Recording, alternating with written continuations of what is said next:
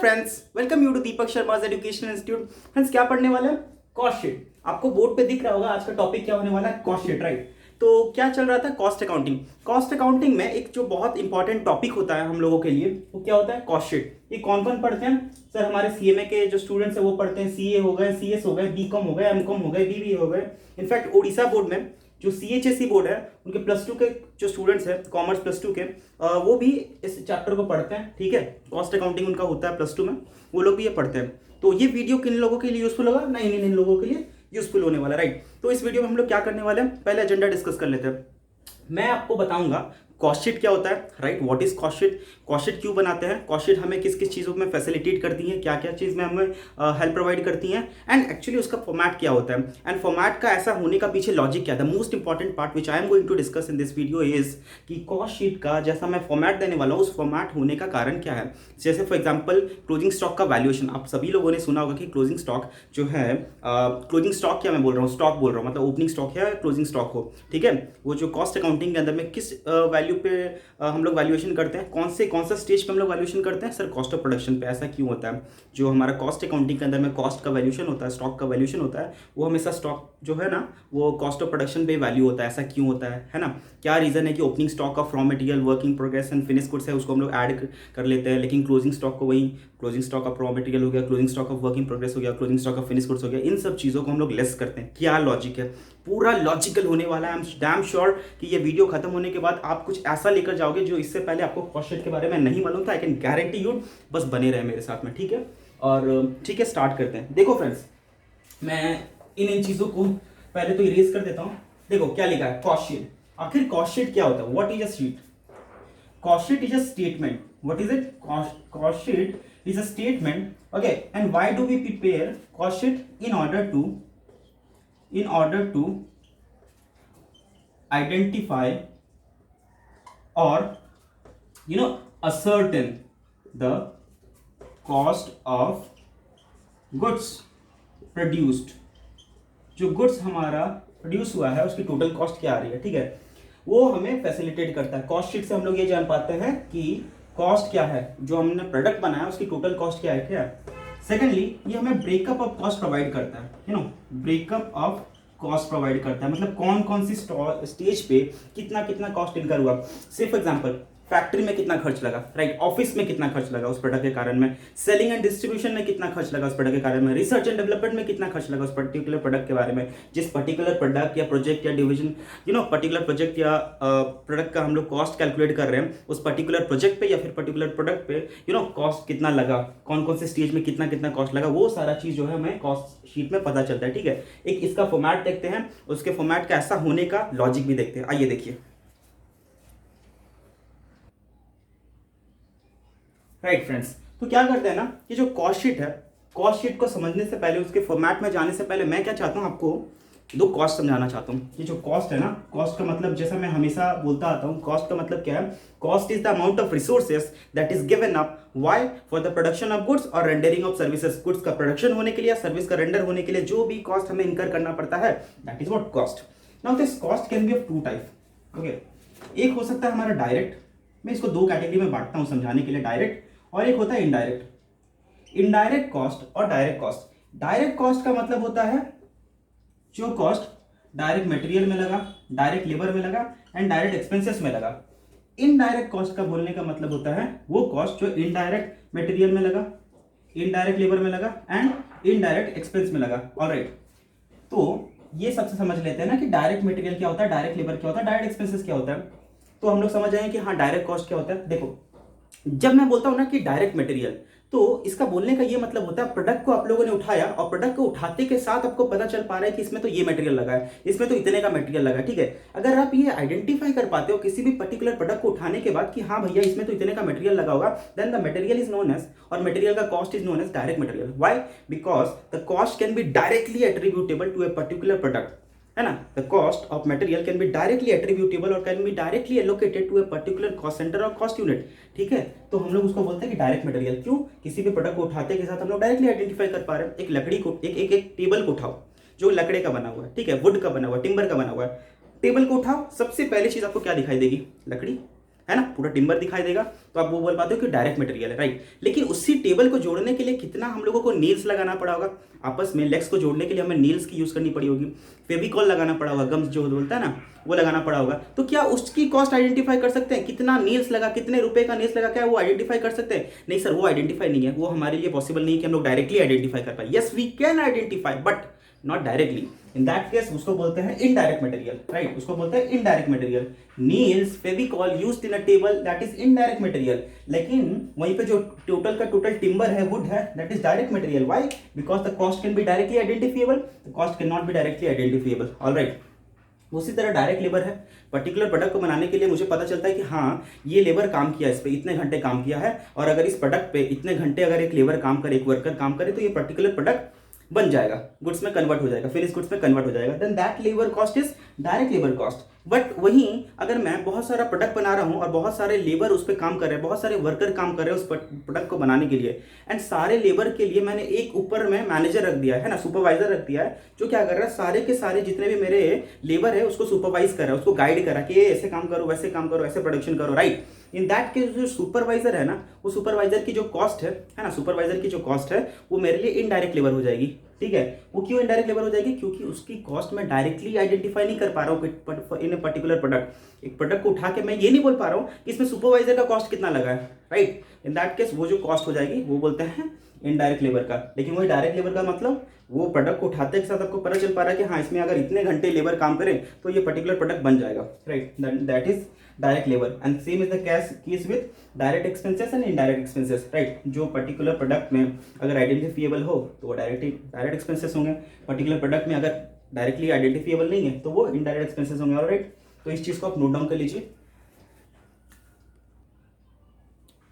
तो फ्रेंड्स यही जो आप लोगों को दिखा ना कि कॉस्ट जो है दो तरीके से मैंने डिवाइड कर दिया, डायरेक्ट और इनडायरेक्ट के बीच में। अब आपको समझ पा रहा होगा कि डायरेक्ट कॉस्ट का मतलब क्या होता है, इनडायरेक्ट कॉस्ट का मतलब क्या होता है। डायरेक्ट कॉस्ट मतलब वो कॉस्ट जो can be directly attributable, that can be directly allocated, है ना, डायरेक्टली आइडेंटिफिएबल होता है पर्टिकुलर प्रोडक्ट में। लेकिन इनडायरेक्ट कॉस्ट डायरेक्टली आइडेंटिफिएबल नहीं होता है, राइट।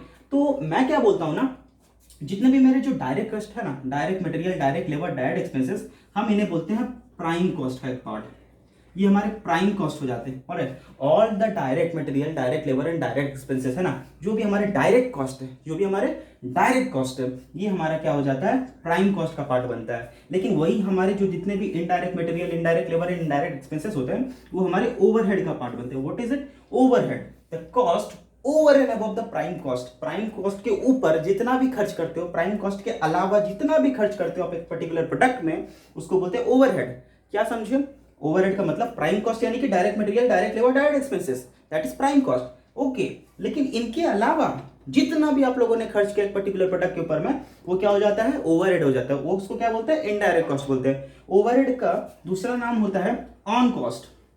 ऑन कॉस्ट, ओवरहेड को हम लोग बोलते हैं इनडायरेक्ट कॉस्ट बोलो या फिर ऑन कॉस्ट बोलो। It the cost over and above the prime cost. Prime cost के अलावा लगने वाले सारे खर्चे ओवरहेड में आ जाती हैं, ओके। तो मैं क्या बोलता हूं, ये जो मेरा ओवरहेड है ना, इसको मैं यहाँ पे अच्छे से और आपको दिखाता हूँ, क्लैरिटी में दिखाता हूँ। ये जो ओवरहेड हो गया ना, एक पर्टिकुलर प्रोडक्ट में अगर ओवरहेड को पूरी अच्छी तरीके से क्लासिफाई करना चाहो, एनालिसिस करो ना, तो कि ओवरहेड का खर्चा कहाँ कहाँ पे लगा।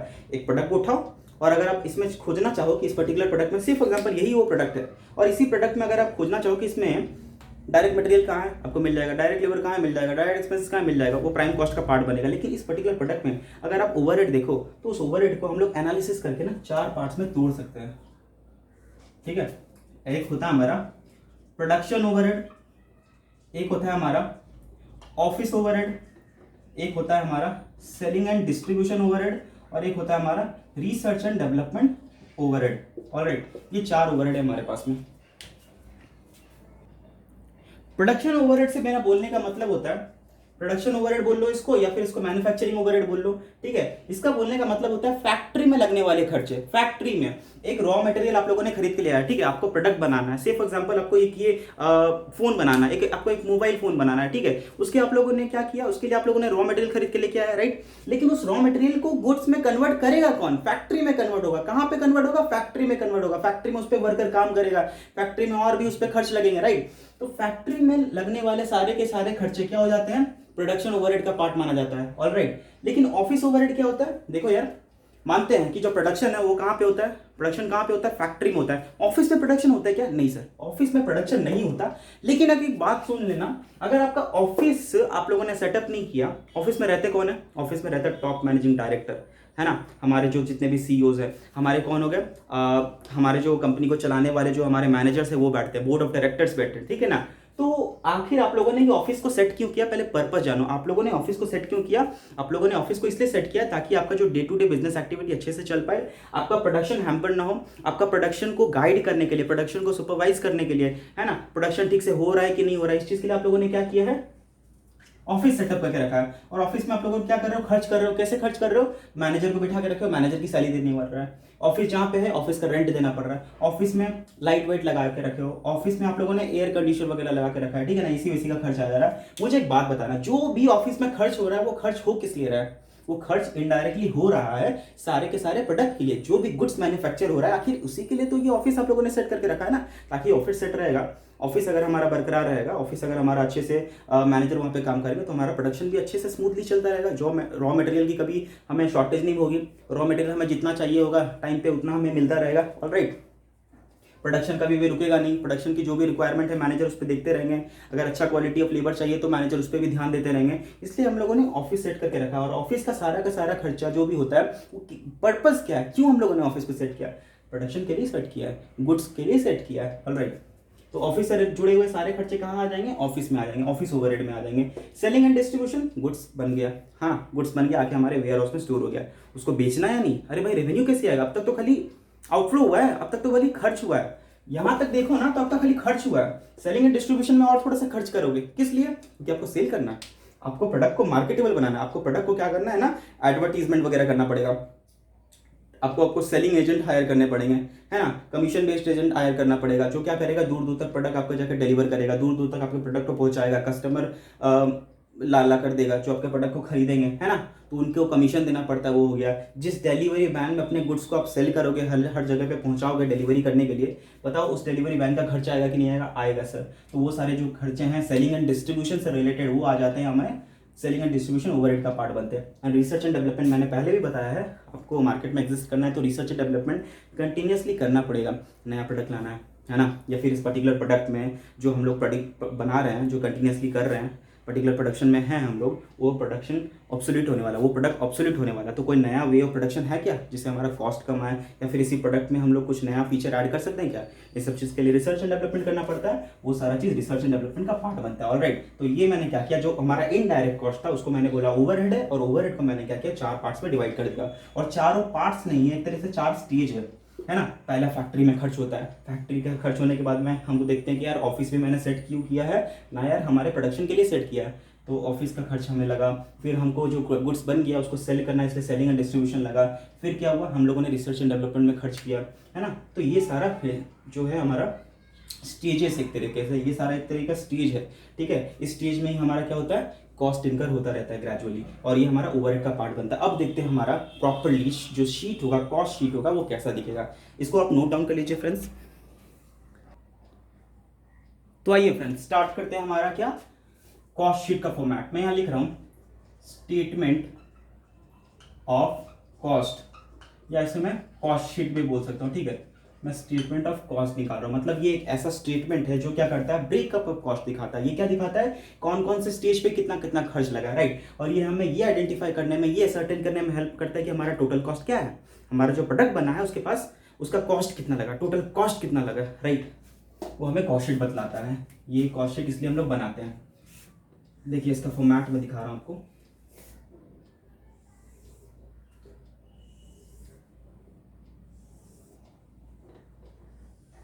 आज कोई बड़ी बड़ी बातें नहीं करनी है, पूरा कंसेप्चुअली समझना है कि आखिर ये कॉस्ट शीट का जो फॉर्मेट है ऐसा क्यों होता है, ठीक है। कॉस्ट शीट में जुड़े हुए जो हिडन कंसेप्ट है वो मैं आपके सामने आज डिस्क्लोज करने वाला हूँ, ठीक है। बस बने रहिए, मैं सच बोल रहा हूँ, बहुत मजा आने वाला है, बहुत मजा आने वाला है, बस ध्यान दीजिए। देखिए फ्रेंड्स, मैंने क्या बोला था कि एक प्रोडक्ट के अंदर में सबसे पहले क्या लगेगा, डायरेक्ट खर्चे लग जाएंगे, ठीक है ना, जिसमें direct material, direct labour, direct expenses आता है ना। तो मैंने क्या किया, पहले डायरेक्ट मटेरियल में खर्च किया होगा। ऑलराइट, एक प्रोडक्ट में सबसे पहले मैंने क्या खरीदा होगा, डायरेक्ट मटेरियल खरीदा होगा, ठीक है। डायरेक्ट मटेरियल में जो भी खर्च आया होगा उसको मैंने यहाँ पे इनर कॉलम में लिखा, इसके बाद मेरे पास क्या खर्च हुआ होगा, लेबर खर्च हुआ होगा, डायरेक्ट लेबर मैंने लगाए होंगे, ठीक है, कुछ डायरेक्ट एक्सपेंस भी लगाए होंगे। ऑलराइट, मैं एक छोटा बस फॉर्मेट दिखा रहा हूँ, जो आप लोगों ने आज तक सीखा था वो मैं बताता हूँ, ठीक है। उसके बाद मैं तो उसका कंसेप्ट बताऊंगा, रीजन बताऊंगा। अभी मैं बस ये बता रहा हूँ कि आप लोगों ने आज तक क्या सीखा है। ये होता है direct material, direct labour, direct expenses को आप लोग ऐड करके क्या बोलते हो, प्राइम कॉस्ट, है ना। ये आपका बन जाता है प्राइम कॉस्ट। इसे मैं आउटर कॉलम में लिख रहा हूँ। ऑलराइट, इसके साथ में आप ऐड करते हो what, factory overhead. Factory overhead में जैसे फॉर एग्जांपल हीटिंग हो गया आपका, है ना, लाइटिंग हो गया, है ना, कोल हो गया, गैस हो गया, है ना। ये सारा खर्चा कहाँ पे होता है, फैक्ट्री में होता है। क्यों होता है ना सर, हमारे जो रॉ मटेरियल है उसको कन्वर्ट करना है गुड्स में, उसके लिए हमें फैक्ट्री में भी कुछ खर्चे करने पड़ते हैं। ऑलराइट, डायरेक्ट कॉस्ट के अलावा, डायरेक्ट खर्चों के अलावा कुछ इनडायरेक्ट खर्चे भी फैक्ट्री में करने पड़ते हैं गुड्स को कन्वर्ट करने के लिए, फिनिश गुड्स में। तो ये क्या हो गया, हीटिंग लाइटिंग हो गया, कोल गैस हो गया। सेकेंडली हमारा जो फैक्ट्री मैनेजर है ना, फैक्ट्री मैनेजर का जो सैलरी है, फैक्ट्री में जो मैनेजर है उसकी सैलरी है, वो मैंने यहाँ पे लिखा, ठीक है। ये हमारा क्या बन जाता है, टोटल में अगर यहाँ लिखूँ तो ये मेरा बन जाता है फैक्ट्री कॉस्ट। फैक्ट्री, या मैं इसको कई बार वर्क्स कॉस्ट बोलता हूँ। ऑलराइट, ये मेरा वर्क्स कॉस्ट आ गया। ये मेरा क्या था, ये मेरा पार्ट 1 था। पार्ट 1 मेरा क्या था, प्राइम कॉस्ट। पार्ट 2 मेरा क्या निकल गया, फैक्ट्री कॉस्ट, या फिर मेरा ये वर्क्स कॉस्ट निकल गया। ऑलराइट, इसके साथ में मैं क्या करता हूँ, ऑफिस से जुड़े हुए सारे खर्चे ऐड करता हूँ। ऑफिस, या इसको मैं बोलता हूँ एडमिनिस्ट्रेटिव ओवरहेड, एडमिनिस्ट्रेटिव ओवरहेड, ठीक है। ऑफिस से जुड़े हुए सारे खर्चों को मैं क्या बोलता हूँ, एडमिनिस्ट्रेटिव ओवरहेड। जैसे मैनेजर का सैलरी यहाँ पे आएगा, है ना, ठीक है। ऑफिस में जो भी डेप्रिसिएशन हो रहा होगा वो आएगा, ठीक है। ऑफिस में लाइट वगैरह का खर्चा आएगा, ठीक है। ये सारे खर्चे कहाँ आ जाएंगे, यहाँ पे आएगा, और इनका टोटल मैं यहाँ पे लिख दूंगा, राइट। और ये मेरा क्या बन जाएगा पता है, ये मेरा बन जाएगा cost of production. What is it, cost of production, जो मेरा ये निकलेगा। और इसको मैं नाम दे दूंगा 3। अभी तक आप लोगों ने क्या देखा, प्राइम कॉस्ट क्या होता है, राइट। प्राइम कॉस्ट के अलावा मैंने क्या बोल दिया कि फैक्ट्री में जितने भी लगने वाले खर्चे होते हैं उसको बोलता हूँ फैक्ट्री ओवरहेड, ठीक है। प्राइम कॉस्ट के साथ में अगर मैं सारा फैक्ट्री ओवरहेड को ऐड कर दूँ तो उसको मैं बोलता हूँ फैक्ट्री कॉस्ट, या फिर वर्क्स कॉस्ट, मतलब फैक्ट्री तक लगने वाला सारा खर्चा। उसके साथ में अगर मैं ऑफिस का खर्चा जोड़ दूं, ऑफिस में लगने वाले सारे खर्चों को जोड़ दूं, इसके साथ फैक्ट्री कॉस्ट के साथ में अगर ऑफिस में लगने वाले सारे खर्चों को जोड़ दूं, तो वो मेरा बन जाता है कॉस्ट ऑफ प्रोडक्शन। मतलब गुड्स का एक्चुअली प्रोडक्शन होने के लिए, स्पेसिफिकली गुड्स का प्रोडक्शन होने के लिए आप लोगों को क्या खर्चा करना पड़ा, इतना खर्चा करना पड़ा होगा। गुड्स का स्पेसिफिकली खाली प्रोडक्शन करने तक का जो खर्चा आया होगा वो आप यहाँ तक बोलोगे। ये वो स्टेज है जहाँ पे प्रोडक्शन होने तक का खर्चा लगा है। अब जो स्टेज आने वाला है, जो भी खर्च आने वाले हैं, वो गुड्स के प्रोडक्शन के लिए नहीं लगेंगे, बल्कि किस लिए लगेंगे, गुड्स को सेल करने के लिए खर्च लगेंगे। और वो खर्च कौन से हैं सर, आपको पता है, selling and distribution expense, right. मेरे पास नीचे जगह नहीं है फ्रेंड्स, तो मैं क्या करता हूँ, यहीं पे कंटिन्यू कर दे रहा हूँ, राइट। ये बस छोटी सी बात है जो आपको पता है, मैं बस एक रिविजन के तौर पर आपको दिखा दे रहा हूँ कि आप क्या क्या करते हुए आते थे, ठीक है। और मैं फिर बताता हूँ कि ऐसा क्यों होता है, क्योंकि इसका जो हमारा आज का जो क्लास है उसका नाम ही है hidden concepts of cost sheet. Okay, hidden concept, आखिर इसके पीछे हिडन कंसेप्ट क्या है, क्यों हम लोग ऐसा करते हैं। क्या था हमारा, कॉस्ट ऑफ प्रोडक्शन निकला था, राइट। कॉस्ट ऑफ प्रोडक्शन निकला था, कहाँ निकला था, 4 में, है ना, 4th स्टेज में हमारा निकला था कॉस्ट ऑफ प्रोडक्शन। इसके साथ में हम लोग क्या ऐड करेंगे, selling and distribution overhead.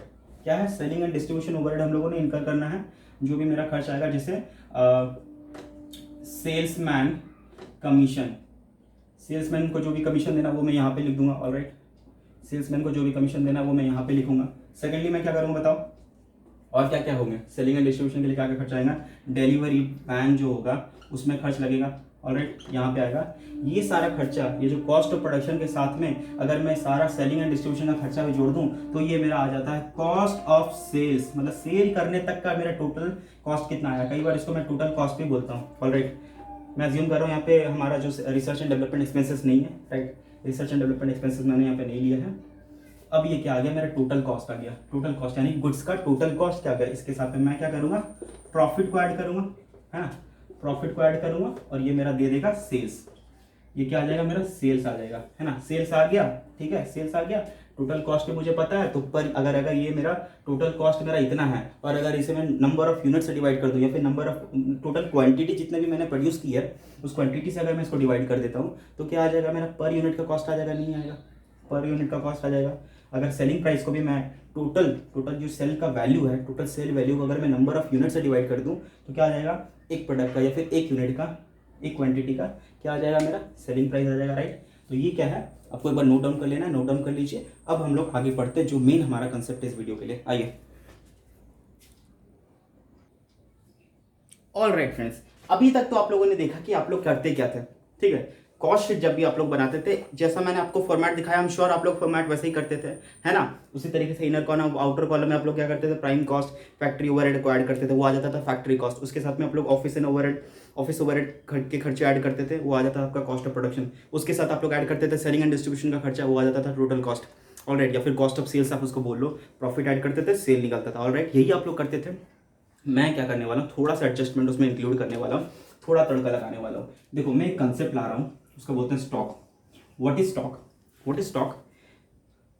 Something left unsold, something left unsold, the goods left unsold, that is stock, है ना। आप लोगों ने यही जानना है, आप यही जानते हो आज तक कि स्टॉक का मतलब क्या होता है। The goods that is left unsold with you, that is stock. Goods बनाया, खर्चा भी हुआ है, कैश पॉकेट से गया भी है ना। गुड्स को बनाया, रॉ मटेरियल खरीदा, लेबर खर्चा उसके ऊपर, फैक्ट्री वैक्ट्री में खर्चा हुआ, ऑफिस में खर्चा हुआ, है ना, सब खर्चा हुआ उसके ऊपर, खर्च हुआ। गुड्स बना भी, कन्वर्ट भी हो गया, गुड्स में कन्वर्ट भी हो गया, रॉ मटेरियल गुड्स में कन्वर्ट भी हो गया, लेकिन वो बिका नहीं है, मेरे पास पड़ा हुआ है, उसको मैं क्या बोलता हूँ, स्टॉक बोलता हूँ, राइट। ये जो स्टॉक होता है ना, ये तीन तरह का स्टॉक होता है, ठीक है। पहला होता है स्टॉक ऑफ रॉ मटेरियल, दूसरा होता है stock of WIP। What is it? WIP बताता हूँ क्या है, बताता हूँ। Stock of finish goods. तीन तरह के स्टॉक होते हैं फ्रेंड्स हमारे पास, है ना। स्टॉक ऑफ रॉ मटेरियल होता है, stock of work in progress होता है, स्टॉक ऑफ फिनिश गुड्स होता है। अब ये रॉ मटेरियल का अगर मेरे पास बोल रहा हूँ स्टॉक है, ठीक है, तो अब ये जो स्टॉक है ये ओपनिंग स्टॉक भी हो सकता है, क्लोजिंग स्टॉक भी हो सकता है, ऑलराइट। ये वर्क इन प्रोग्रेस अगर मैं बोल रहा हूँ तो इसका ओपनिंग स्टॉक भी हो सकता है, क्लोजिंग स्टॉक भी हो सकता है, हो सकता है। अगर मैं फिनिश गुड्स बोल रहा हूँ, फिनिश गुड का स्टॉक, तो ये स्टॉक ओपनिंग स्टॉक भी हो सकता है, क्लोजिंग स्टॉक भी हो सकता है, कुछ भी हो सकता है। ऐसा भी हो सकता है कि मेरे पास opening stock of raw material भी था, opening stock of work in progress भी था, opening stock of finish goods भी था, और मेरे पास closing stock of raw material भी है, closing stock of work in progress भी है, closing stock of finish goods भी है। हो सकता है, पॉसिबल है। सिनेरियो ऐसा ही लेते हैं, ऐसा ही सिनेरियो लेते हैं। हमारे पास सारा है, raw material, work in progress, finish goods का ओपनिंग स्टॉक भी है, raw material, work in progress, finish goods का क्लोजिंग स्टॉक भी, ठीक है। ऐसा एक अजम्पशन लेते हैं। मैं बताता हूं आपको कि ये रॉ मटेरियल क्या है। रॉ मटेरियल यानी कि इसका स्टॉक का मतलब क्या हो गया। देखो भैया, आप लोगों ने क्या किया था, बहुत सारा मात्रा में आप लोगों ने रॉ मटेरियल खरीद के लेके आया था, क्योंकि आप मार्कर बनाते हो, आप एक ऐसी इंडस्ट्री में हो, एक ऐसा फैक्ट्री आपका है जहाँ आप क्या करते हो, आप प्रोडक्शन करते हो मार्कर्स का, ठीक है, मार्कर प्रोड्यूस करते हो। अब प्रोड्यूस करते हो तो उसके लिए रॉ मटेरियल चाहिए होगा। आप लोगों ने रॉ मटेरियल खरीद कर लेके आया, लेकिन कुछ रॉ मटेरियल आप यूज़ नहीं कर पाए, आपके पास पड़ा रह गया, ठीक है, पड़ा रह गया, वो यूज़ नहीं हुआ।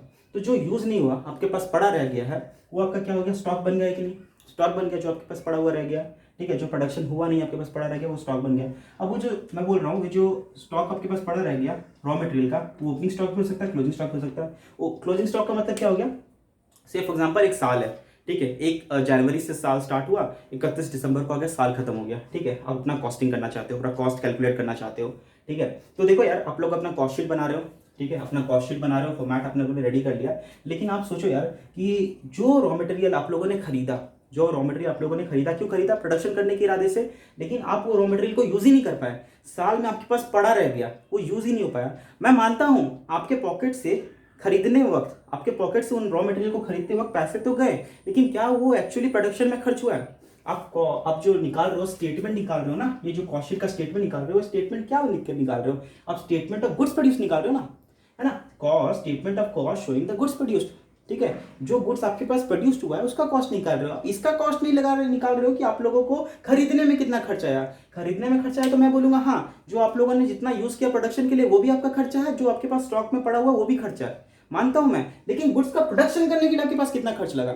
जो आपके पास क्लोजिंग स्टॉक बचा हुआ है, ये क्या प्रोडक्शन में यूज हुआ? नहीं सर, प्रोडक्शन में यूज नहीं हुआ। तो आप इसको क्या करते हो, अपने कॉस्ट से लेस कर देते हो, ठीक है, कॉस्ट से लेस कर देते हो। इसीलिए आपको याद होगा, तो जब मैं रॉ मटेरियल कंज्यूम बोलता हूं, रॉ मटेरियल कंज्यूम का फॉर्मूला क्या निकलता है आपका, opening stock plus purchases of raw material during the year minus closing stock of raw material during the year, है ना। टीचर्स आपको यही फॉर्मूला देते हैं, यही फॉर्मूला दे देते हैं, कंसेप्ट आज जान लो, फॉर्मूला आपको रटा हुआ है कि opening stock of raw material plus purchases of raw material minus closing stock of raw material is raw material consume. आपका खर्चा क्या है, परचेज जितना किया वो खर्चा है या जितना कंज्यूम हुआ वो खर्चा है? सर खर्चा तो दोनों है, पैसे तो दोनों में लगे हुए हैं, लेकिन प्रोडक्शन के लिए कौन सा खर्चा है, प्रोडक्शन में कौन सा यूज हुआ, परचेज या raw material consume? Sir production के लिए तो रॉ मटेरियल कंज्यूम ही खर्च हुआ है, परचेज हम लोगों ने इतना कर लिया था, क्या फायदा, उसमें से तो यूज इतना ही हुआ ना, तो जो यूज हुआ दैट इज खर्चा। ये यूज क्यों हुआ, वही गुड्स जिसका कॉस्ट कैलकुलेट कर रहे हैं, उस कॉस्ट में कौन सा कॉस्ट जाना चाहिए,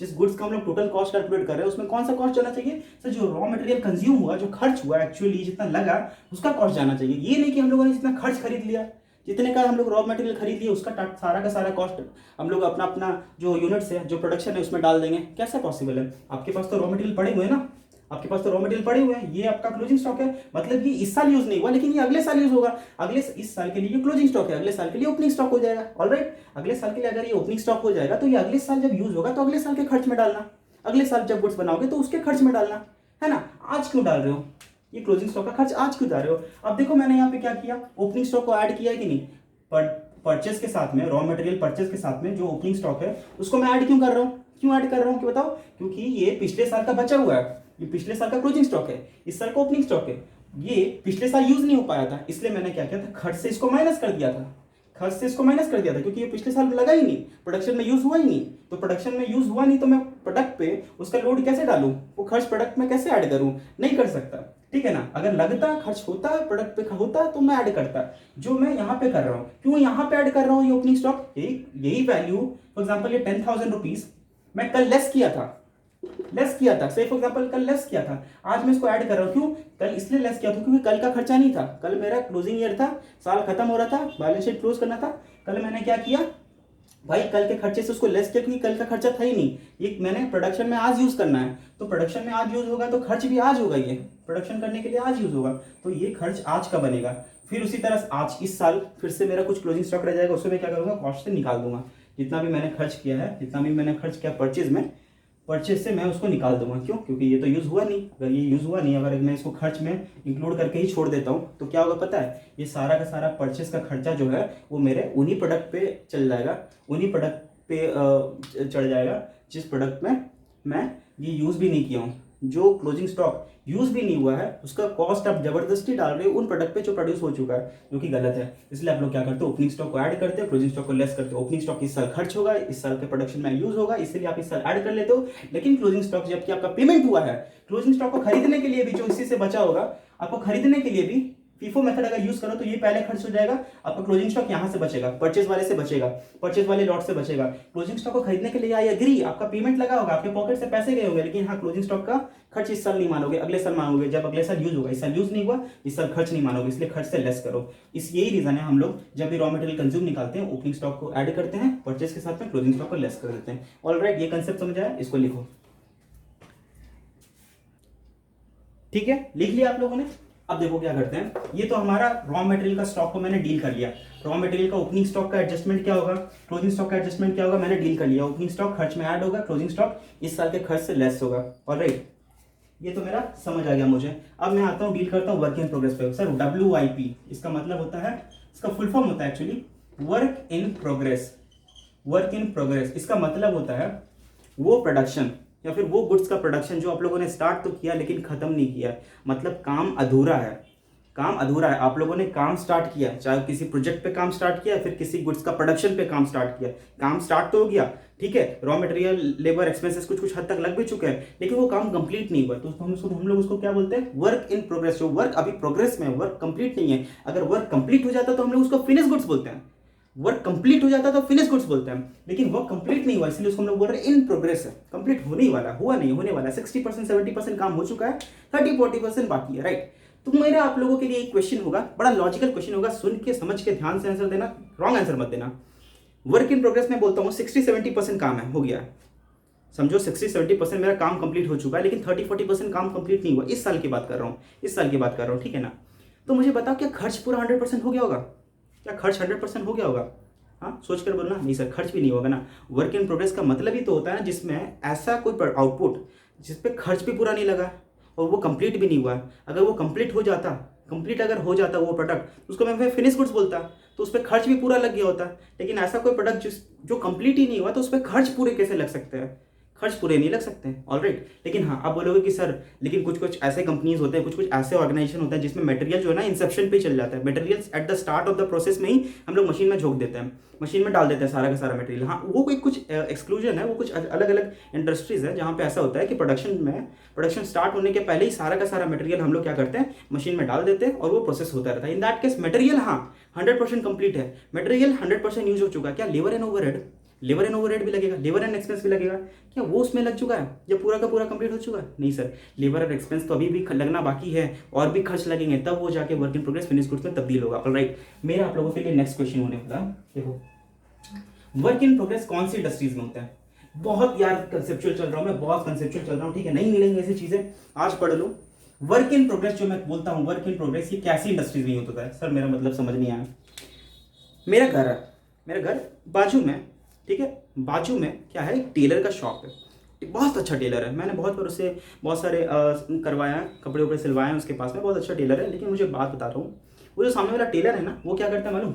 मतलब जब तक उसके पास में कोई ऑर्डर नहीं आता है ना, वो काम नहीं करता। वो किसी के मतलब स्पेसिफिक ऑर्डर पे ही काम करता है, सॉरी, किसी के स्पेसिफिक ऑर्डर पे ही काम करता है। उसको ऑर्डर मिलेगा तो काम करेगा, ऑर्डर नहीं मिलेगा तो बैठा रहेगा दुकान खोल के। वो ऐसा इंसान है, ठीक है। ऑर्डर मिला वो काम करेगा। आप लोगों ने उसको कपड़े दिए, बोला कि ले भाई इसका पैंट बना दे, ले इसका शर्ट सिल दे, ठीक है, इसके लिए मेरे कोई कोट सिल दे, इसके लिए मुझे ये बना दे, वो बना दे, वो सारा कुछ बना कर दे देगा। लेकिन आपके स्पेसिफिक ऑर्डर पे आप कपड़े दोगे, ऑर्डर दोगे, नाप दोगे, वो बना कर देगा। ऐसा एक टेलर है। क्या उसके पास कभी भी वर्क इन प्रोग्रेस होगा? कभी भी उसके पास वर्क इन प्रोग्रेस होगा? सर कभी नहीं होगा, उसके पास वर्क इन प्रोग्रेस नहीं होगा। क्यों नहीं होगा? वो किसी के स्पेसिफिक ऑर्डर पे काम करता है ना। अभी आप लोगों ने उसको शर्ट के लिए कपड़े दिए, शर्ट के लिए नाप दिया अपना, ठीक है, अपना जो भी अपना हाइट वेट है सब कुछ बता दिया उसको, ठीक है। एंड वो उसने क्या किया, उस कपड़े को लेकर काट वाट कर सिल विल कर बना के आपको शर्ट दे दिया 10-12 दिन के अंदर में, ठीक है ना। फिर नेक्स्ट कोई और आपका फ्रेंड गया उस दुकान में, उसने पैंट के कपड़े दिया, पैंट उसको सिल के वापस मिल गया। फिर और कोई इंसान गया उसके पास में, कोट का कपड़ा दिया, उसको बोला भाई कोट सिल कर दे दे। ऑलराइट, क्या हो रहा है अगर आप देखो तो यार, वो काम क्या करता है, स्पेसिफिकली कपड़ा लेता है, काम करता है, वापस दे देता है आपको, ठीक है, 10-12 दिन का टाइम लेता है, काम कंप्लीट करके दे देता है। वो एक स्पेसिफिक ऑर्डर पे काम करता है, ठीक है ना। उसके पास कभी भी काम अधूरा नहीं हो सकता है, क्योंकि वो एक काम को लेगा, काम कंप्लीट करेगा, वो ऑर्डर को कंप्लीट करेगा, फिर दूसरा प्रोजेक्ट उठाएगा, उसको कंप्लीट करेगा, फिर तीसरा प्रोजेक्ट उठाएगा, कंप्लीट करेगा, फिर चौथा प्रोजेक्ट उठाएगा, कंप्लीट करेगा। ऐसे उसका प्रोसेस चलता है। उसका बिजनेस का जो ऑर्गेनाइजेशन है, जो उसका बिजनेस का करने का तरीका वो ऐसा है, ठीक है। उसको बोलते हैं स्पेसिफिक ऑर्डर। स्पेसिफिक ऑर्डर पे ही वो काम करता है, उस पर कभी भी वर्क इन प्रोग्रेस रह सकता है कि आप सोच कर बोलो, कभी नहीं रहेगा। वो तो एक प्रोडक्ट को उठाता है, एक प्रोडक्ट को उठाता है, कंप्लीट करता है, देन फिर दूसरे प्रोडक्ट को उठाता है, कंप्लीट करता है, तीसरे प्रोडक्ट को उठाता है, कंप्लीट करता है। ऑलराइट, ऐसे इंडस्ट्री में वर्क इन प्रोग्रेस नहीं रह सकते। लेकिन वर्क इन प्रोग्रेस तो कहाँ होंगे सर? एक ऐसी इंडस्ट्री का आप इमेजिन करो जहाँ पे प्रोडक्शन पूरा साल भर होता है। वो प्रोडक्शन कभी भी किसी के ऑर्डर के लिए नहीं होता है। ऐसा नहीं होता है कि हमको किसी ने ऑर्डर दिया तो हम प्रोडक्शन कर रहे हैं। ऐसा इंडस्ट्री मत सोचो। कोई ऐसा इंडस्ट्री सोचो जहाँ पे प्रोडक्शन क्या है ना, without looking after the demand यार, कि कितना ज़्यादा डिमांड ऑफकोर्स हम लोग कंसिडर करते हैं प्रोडक्शन के लिए, नहीं तो ज़्यादा डिमांड होगा। कुछ कुछ होता है ना इंडस्ट्री जो स्टॉक पर्पस के लिए, लेकिन उसको स्टॉक में रखना है, वो इसलिए प्रोडक्शन करते हैं क्योंकि उसको स्टॉक मेंटेन करना है, उसको स्टॉक में सामान भरते रहना, डिमांड जैसे जैसे आएगा वो सेल करेंगे। लेकिन उनका मेन ऑब्जेक्टिव होता है क्या, स्टॉक के लिए सामान कर रहे हैं।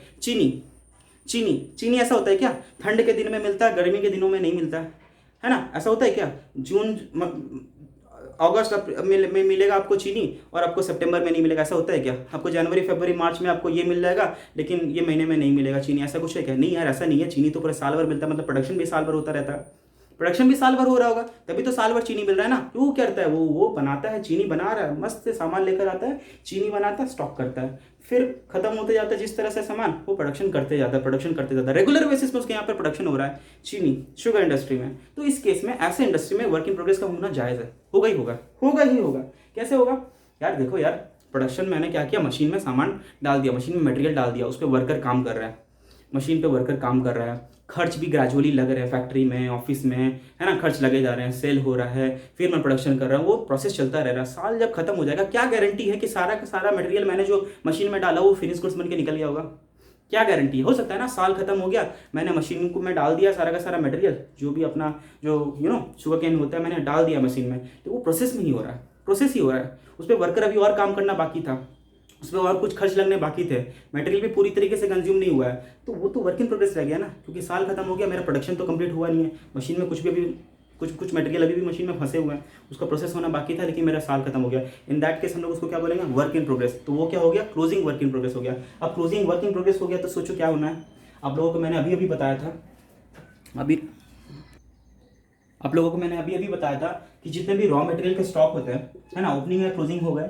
ओपनिंग को तो मैं खर्च में ऐड करता हूँ, लेकिन क्लोजिंग को मैं खर्च से निकालता हूँ, क्योंकि वो इस साल का खर्च है नहीं, ठीक है ना, इस साल का खर्च है नहीं। इस साल मैंने जितना भी प्रोड्यूस किया है, इस साल मेरा जितना भी गुड्स प्रोड्यूस हुआ है, उस गुड्स को प्रोड्यूस करने के लिए ये खर्च लगा ही नहीं है, ये खर्च ये मटेरियल कंज्यूम हुआ ही नहीं है, ये मैंने मटेरियल को प्रोडक्शन में यूज किया ही नहीं किया है, इसलिए मैं क्या करता हूँ उसको खर्च से बाहर निकाल देता हूँ। लेकिन वही ओपनिंग स्टॉक जो पिछले साल का बचा हुआ मटेरियल था, जिसको मैंने खर्च से बाहर निकाल दिया था, लेकिन वो इस साल तो यूज होगा ना, इस साल तो प्रोडक्शन पर्पस के लिए मैं यूज करूंगा, तो मैं क्या करता था, कॉस्ट में ऐड कर देता था, लेकिन क्लोजिंग को मैं खर्च से निकाल देता था, क्योंकि ये खर्च इस साल का नहीं अगले साल का है। अगले साल जब प्रोडक्शन करूंगा अगले साल कंज्यूम होगा, इस साल कैसे कंज्यूम हो रहा है, इस साल तो कंज्यूम नहीं हो रहा, इस साल के लिए वो क्लोजिंग स्टॉक जो है मेरा खर्च नहीं, इसलिए मैं खर्च से बाहर निकाल देता हूँ। Same is the case with work in progress, same is the case with work in progress. Work in progress का भी जो ओपनिंग स्टॉक होगा, वर्क इन प्रोग्रेस का भी जो ओपनिंग स्टॉक होगा, उसको भी क्या करना है, खर्च में ऐड करना है, खर्च में ऐड करना है। लेकिन क्लोजिंग वर्क इन प्रोग्रेस का जो खर्च होगा उसको मैं खर्च से निकाल दूंगा। क्यों? क्योंकि क्लोजिंग वर्क इन प्रोग्रेस यानी कि काम अभी आधा अधूरा है, काम अभी आधा अधूरा है, काम कंप्लीट नहीं हुआ। सिर्फ एग्जांपल 70% काम हो चुका है, 30% काम बाकी है, उसको बोलते हैं डिग्री ऑफ कंप्लीशन। कितना परसेंट मेरा काम कंप्लीट हो चुका है, टू व्हाट डिग्री मेरा काम कंप्लीट है, 70% मेरा काम कंप्लीट है, 70% is the degree of completion, 30% काम होना बाकी है। तो मैं क्या बोल रहा हूँ, मैं किस चीज़ का निकाल रहा हूँ, सामान का दाम, मैं जो दाम निकाल रहा हूँ, मैं जो कॉस्ट निकाल रहा हूँ, वो कॉस्ट किस चीज़ का निकाल रहा हूँ, वर्क इन प्रोग्रेस का निकाल रहा हूँ क्या? नहीं सर, मतलब फिनिश गुड्स का निकाल रहा हूँ ना। तो क्या जो ये क्लोजिंग वर्क इन प्रोग्रेस, क्या जो क्लोजिंग वर्क इन प्रोग्रेस वो मेरा फिनिश गुड्स है? नहीं सर, फिनिश गुड्स नहीं है। तो उसके खर्चे आप क्या करो, फिनिश गुड्स में मत डालो, फिनिश गुड्स के खर्चों के साथ में वर्क इन प्रोग्रेस का खर्चा अपना डालो। इसीलिए क्या बोलते हैं कि क्लोजिंग जो वर्क इन प्रोग्रेस का खर्च है ना, जितना भी खर्च लगा आप कैलकुलेट करो कि क्लोजिंग वर्क इन प्रोग्रेस के लिए, क्लोजिंग वर्क इन प्रोग्रेस के लिए अगर डिग्री ऑफ कंप्लीशन 70% है, मतलब सारे खर्चे मटेरियल लेबर एंड एक्सपेंसेस वगैरह में 70% खर्च लगे होंगे, तो 70% जो खर्च लग गए हैं, है ना, क्लोजिंग वर्क इन प्रोग्रेस में, उसको क्या करो, कॉस्ट से आप निकाल दो, क्योंकि वो तो गुड्स बना ही नहीं है, वो तो गुड्स कन्वर्ट ही नहीं हुआ है। तो उसको फिनिश गुड्स में वर्क इन प्रोग्रेस का खर्च को आप क्यों ऐड कर रहे हो? निकालो उसको बाहर, उसको निकालो, अगले साल उसको कंप्लीट कर लेना। जो वर्क इन प्रोग्रेस आपने आधा अधूरा छोड़ दिया, जो काम को आधा अधूरा छोड़ दिया है, कल पहले उसको कंप्लीट करना, अगले साल पहले उसको कंप्लीट करना। साल के स्टार्ट में जब आपका ये ओपनिंग स्टॉक हो जाएगा ना, opening stock of work in progress हो जाएगा, उसको पहले कंप्लीट कर लेना। ठीक, फीफो मेथड, पहले कंप्लीट करना, फिर नया प्रोडक्शन पे आप ध्यान देना। फिर अगले साल फिर कुछ एंड में आपका काम आधा अधूरा रह जाएगा, उसको क्या करना, जितना काम आधा अधूरा रह गया है, जो डिग्री ऑफ कंप्लीशन है, जितना आधा अधूरा रह गया उसको आप खर्च से निकाल देना, फिर उसके नेक्स्ट ईयर वाले में जाकर जोड़ देना। ठीक है? क्यों? Closing stock of work in progress को हम लोग लेस करते हैं, क्योंकि भैया वो काम आधा अधूरा है, पूरा खर्च हुआ नहीं है। ठीक है, थोड़ा सा खर्च हुआ है, थोड़ा खर्च और भी बाकी है, तो हम लोग क्या करते हैं, जितना खर्च लग गया, जितना खर्च लग चुका है, उसको हम लोग लेस कर देते हैं। क्या करते हैं? लेस कर देते हैं। ठीक है?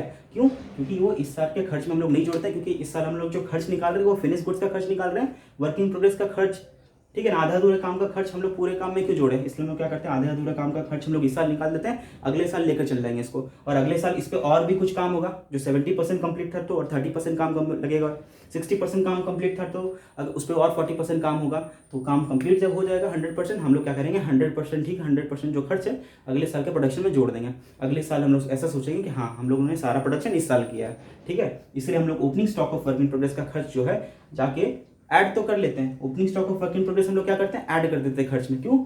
इतना खर्च पिछले साल मैंने खर्च से माइनस कर दिया था। Alright, opening work in progress के खर्चों को हम लोग क्या बोलेंगे, ऐड कर देंगे, खर्च में ऐड कर देते हैं। लेकिन क्लोजिंग वर्क इन प्रोग्रेस के खर्च को निकाल देते हैं, क्योंकि इस साल काम आधा अधूरा है। अगले साल जब कंप्लीट हो जाएगा तो हम लोग ऐसे समझेंगे कि सारा का सारा काम अगले साल ही होगा, अगले साल ही हुआ है। ठीक है? और उस वक्त हम लोग क्या करेंगे, ओपनिंग वर्क इन प्रोग्रेस का काम को भी ऐड कर देते हैं। ठीक है? लेकिन एक बात बताना, ये जो ओपनिंग वर्क इन प्रोग्रेस मैं बोल रहा हूँ, stock of work in progress, opening stock है या क्लोजिंग स्टॉक है? ये पता कैसे चलता है, कहाँ पे, कौन सी स्टेज में पता चलता है? फैक्ट्री में पता चलता है कि ओपनिंग वर्क इन प्रोग्रेस या क्लोजिंग वर्क इन प्रोग्रेस है? ऑफिस में पता चलता है या सेल करते वक्त पता चलता है? बताना जरा। ये वर्क इन प्रोग्रेस का पता हमको कब चलेगा कि इतना काम हो गया, इतना काम नहीं हुआ, इतना काम बाकी है?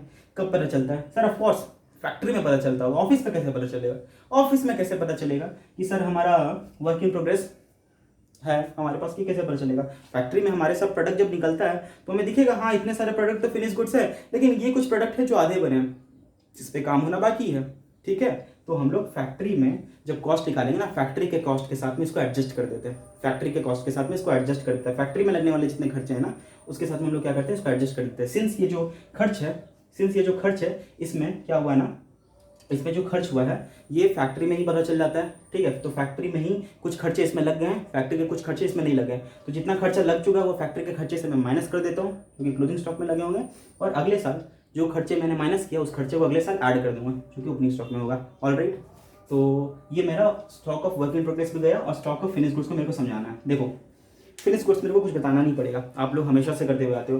फिनिश गुड बोले तो वो प्रोडक्ट जो पूरी तरीके से कंप्लीट है, आई अंडरस्टैंड 100% काम कंप्लीट हो चुका है, लेकिन वो प्रोडक्ट सेल नहीं हुआ है। आप लोगों ने 10,000 यूनिट्स बनाया था, 9,000 यूनिट सेल हो गया, 9,000 यूनिट्स मार्केट में सेल हो चुका है, 1,000 यूनिट्स आपके पास पड़ा हुआ है, 1,000 यूनिट्स आपके पास पड़ा हुआ है, राइट। तो वो क्या हो गया, पड़ा हुआ जो है उसमें खर्च लगे, पड़ा हुआ है, ठीक है। तो आपको क्या करना पड़ेगा, उसका जो क्लोजिंग है, क्लोजिंग फिनिश गुड्स का स्टॉक है, उसको खर्च से लेस करना पड़ेगा, उसको खर्च से लेस करना पड़ेगा, और ओपनिंग स्टॉक ऑफ जो फिनिश गुड्स है उसको खर्च में ऐड करना पड़ेगा।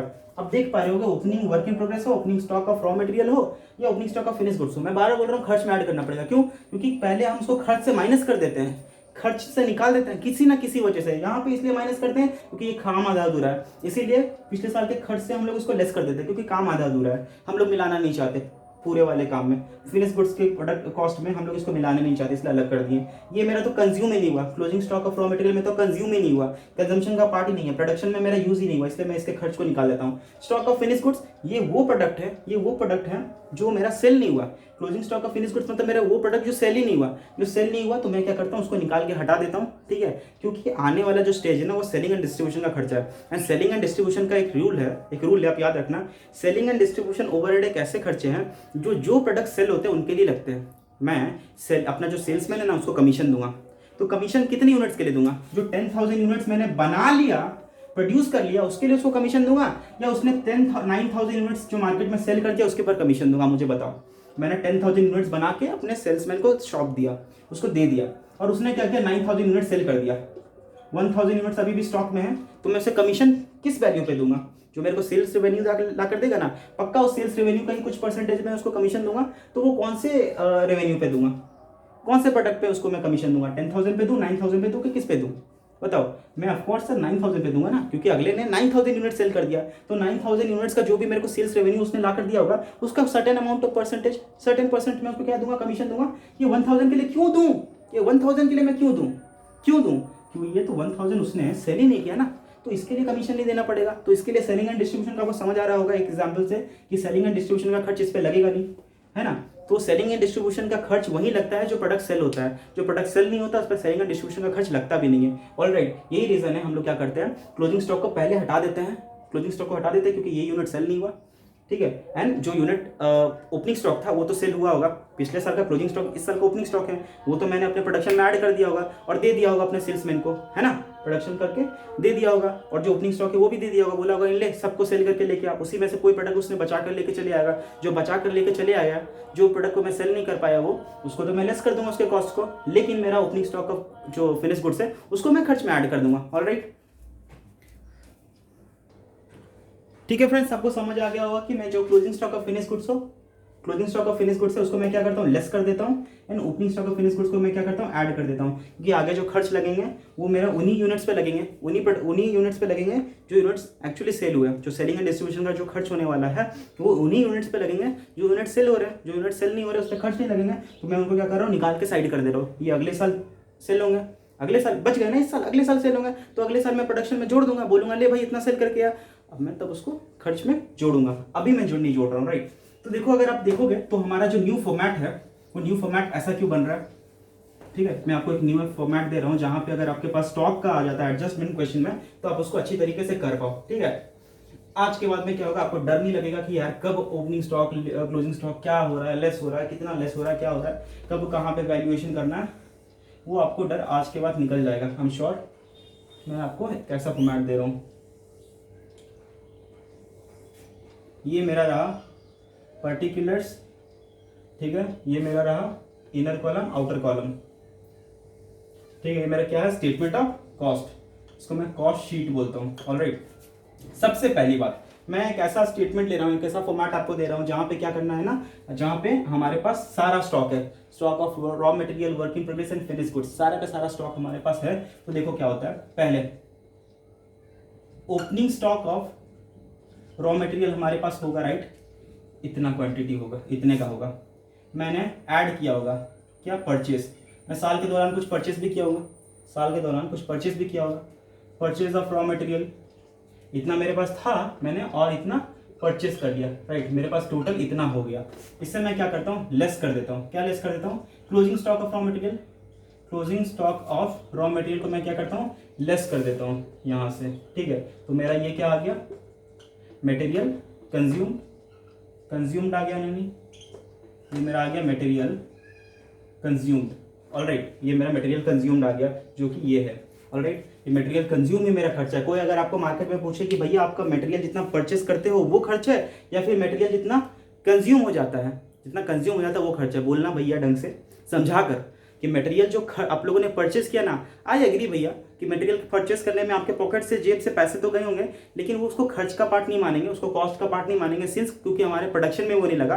और कॉस्ट का अगर डेफिनेशन देखो तो क्या होता है, द एक्सपेंसेस और the amount of resources given up for the production of goods और रेंडरिंग ऑफ सर्विसेज, जो प्रोडक्शन में यूज हुआ, जो प्रोडक्शन में खर्च हुआ, दैट इज कॉस्ट। जो प्रोडक्शन में लगा ही नहीं वो कॉस्ट है नहीं, तो कॉस्ट से निकाल लो। टेक्निकल डेफिनेशन ही हमको गाइड कर रहा है फ्रेंड्स, अगर आप ध्यान से देखो तो डेफिनेशन बोला जो कॉस्ट प्रोडक्शन में लगा ही नहीं उसको कॉस्ट का पार्ट मत मानो, निकालो। ये प्रोडक्शन में लगा नहीं, मैं पार्ट नहीं मान रहा, निकाल दे रहा हूँ। मैंने फिर यहाँ पे ऐड किया direct labour, alright, direct labour का खर्च मैंने यहाँ पे ऐड कर दिया।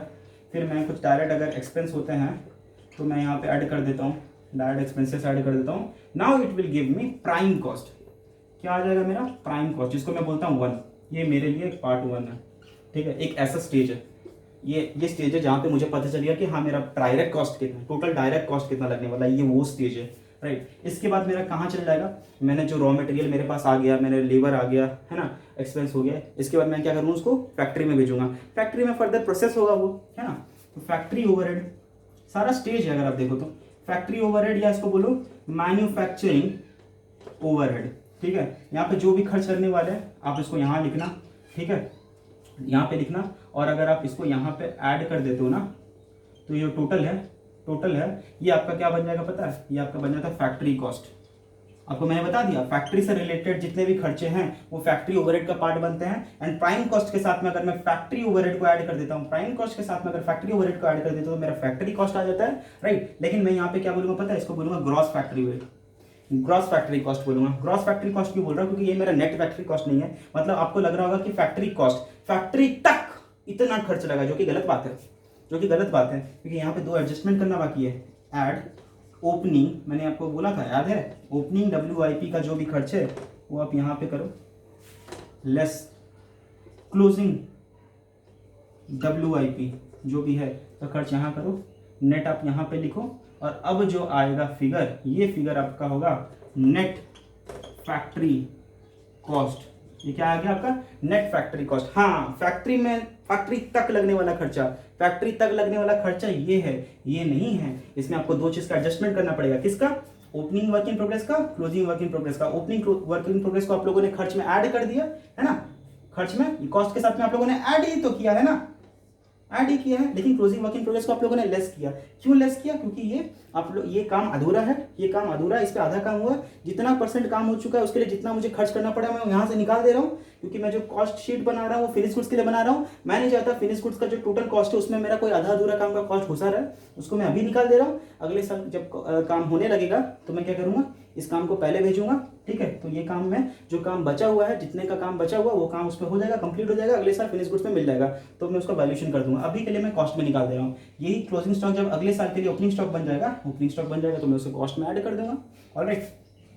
अब ये आ गया मेरा नेट फैक्ट्री कॉस्ट आ गया। फ्रेंड्स मेरे पास स्पेस कम है तो मैं क्या करता हूँ, ऊपर इरेज करके फिर से लिखना स्टार्ट कर देता हूँ। आपके पास शीट होगी, आई एम श्योर आपके पास शीट होगी, नहीं भी होगी तो आप क्या करना, इसके बाद से नीचे लिख लो या फिर नेक्स्ट पेज से लिखना स्टार्ट कर सकते हो। मैं यहाँ पे इरेज कर रहा हूँ सिंस मेरे पास स्पेस थोड़ा कम है, ऑलराइट। ये मैं थोड़ा इरेज कर देता हूँ। फ्रेंड्स अगर वीडियो आपको अच्छा लगता है तो इट्स अ रिक्वेस्ट कि आप जाकर वीडियो को थोड़ा शेयर किया करो फ्रेंड्स के साथ में, ठीक है। कुछ इस वीडियो का ग्रोथ हो, थोड़ा हमारे चैनल का ग्रोथ होने से क्या है, क्वालिटी कंटेंट हम लोग आपस में शेयर कर पाएंगे, ठीक है। तो आप वीडियो को जितना लाइक करोगे, शेयर करोगे, सब्सक्राइब करोगे, वीडियो का उतना ग्रोथ होगा, चैनल का ग्रोथ होगा, इंटर्न में अच्छा कंटेंट प्रोवाइड कर पाऊंगा आप लोगों के लिए, alright. So that's the message.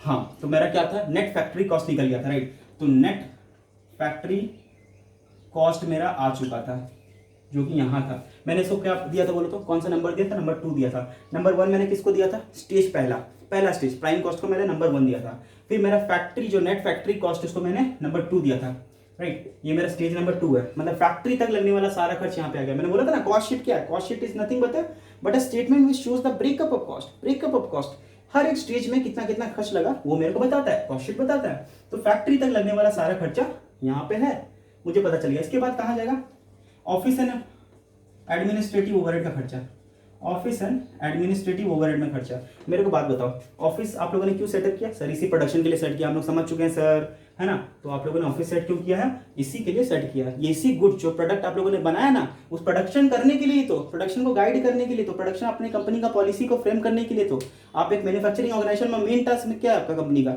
आपका अगर कंपनी मैन्युफैक्चरिंग ऑर्गेनाइजेशन है तो उसका मेन काम क्या है, मैन्युफैक्चर करना। तो मैन्युफैक्चर को गवर्न करने के लिए, मैन्युफैक्चर अच्छे से स्मूथली रन करे, इसीलिए आप लोगों ने ऑफिस रखा है। ऑफिस में खर्च कर रहे हो ताकि मैनेजर लोग अच्छे से प्रोडक्शन पे ध्यान दे पाए, ऑलराइट। तो ऑफिस में लगने वाले भी सारे खर्चे, कुछ लोग मेरे को बोलते हैं सर ऑफिस के खर्चे प्रोडक्शन का पार्ट क्यों बन जाते हैं, कॉस्ट ऑफ गुड जो प्रोडक्शन है उसका पार्ट क्यों बन जाते हैं। बेटा बात इसलिए है ना कि जो ऑफिस में भी खर्च लगते हैं ना, वो इनडायरेक्टली प्रोडक्ट के लिए लगते हैं, इसीलिए वो कॉस्ट ऑफ प्रोडक्शन का पार्ट बन जाते हैं, ऑलराइट। ऑफिस में एडमिनिस्ट्रेटिव ओवरहेड जो लग रहा है वो मैं क्या करूंगा, आपको यहाँ पे ऐड कर दूंगा, राइट। जो भी खर्चे आएंगे ऑफिस से रिलेटेड वो मैं यहाँ पे ऐड कर दूंगा, आउटर कॉलम में, इनर कॉलम में यहाँ लिखूंगा, जो टोटल होगा आउटर कॉलम में ऐड कर दूंगा, वो मेरा आ जाएगा कॉस्ट ऑफ प्रोडक्शन, ऑलराइट।